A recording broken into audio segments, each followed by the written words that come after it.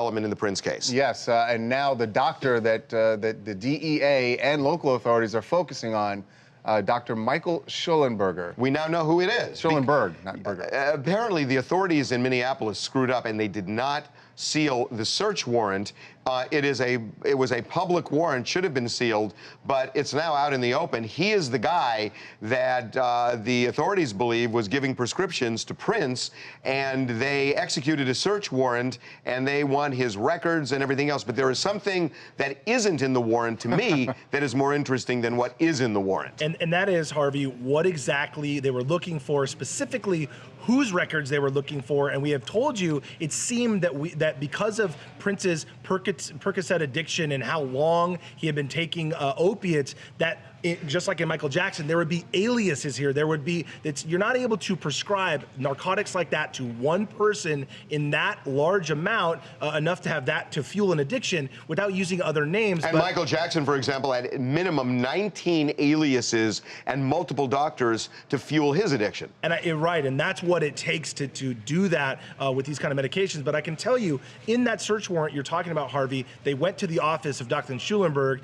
to pull all the records for Prince Rogers Nelson. That's it. And what I was told by law enforcement is if they went to his house when he died and pulled all the medications from the house, also from the Walgreens we told you about that he went 4 times in the last 7 days before he died, that if there were other bottles pertaining to another name, then they would have searched those names and the records in that office. In other words, if that doctor was prescribing to more than one name that had to do with Prince, they would have pulled all the records. So and that's what not they're in the saying document. is everything, all the bottles they found in his house were all were prescribed to Prince Rogers right. Nelson. Exactly. And Now, nobody else. Now, And Mike, by the way, I mean, look, this is significant because the DEA monitors all this stuff. And because the DEA monitors it, if more prescriptions than normal come to a certain person, if it was only going it. to his name, why wasn't it flagged? And now the DEA's got it. The DEA raided Paisley Park on I guess it was Tuesday.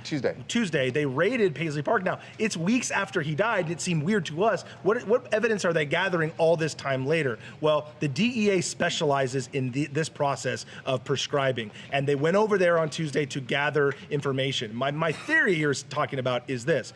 Prince was, and I've talked to many, many people the last few days about Prince and what he was like, meticulous, controlling, his image, everything about him was down to the minute of the day was planned out. Prince may have been an addict for many years, but controlled it. And Prince knew what he was gonna take, when, and it may have been in the last few, even days before he passed away. Probably a month, Mike, is what I'm thinking. Maybe more, but we at least know from the time he overdosed until the time he died, a large spike in the consumption of the opiates and or drugs. Because we know that in the last 7 days of his life, he went to Walgreens minimum 4 times to fill prescriptions. And we know that he overdosed on his airplane where they had to actually pull it down. We have never heard of anything like that from Prince in years and years and years, although we keep talking to people that knew him and said, yeah, he had an addiction to Percocet. So the short story is that he's an addict, but he's taking the same amount to kind of maintain whatever feeling he needs, and then all of a sudden, in the last 3 weeks or a month,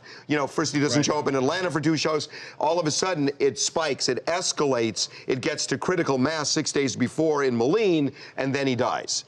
And the DEA would never have put it on its radar because it would have just happened too fast. You don't think that there's no red flag that goes up if you go to get that much Percocet in 4 days? I don't understand all to your name? That's the part There's got to be a red flag that goes up there. I was told by somebody I talked to 45 minutes ago who's involved in all of this, because I asked this exact question, and I was told this will unravel and become understandable at some point, meaning I think they have an answer.